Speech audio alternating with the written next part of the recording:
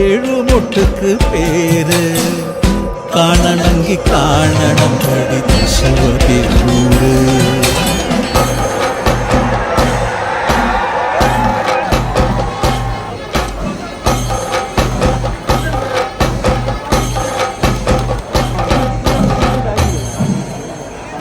നാടിനൊത്ത നടുവില് പച്ചപ്പൊട പിടിക്കണ കാട്, വട്ടത്തില് കൂടുവാൻ അവിടെടവുമുണ്ടൊരുപാട്.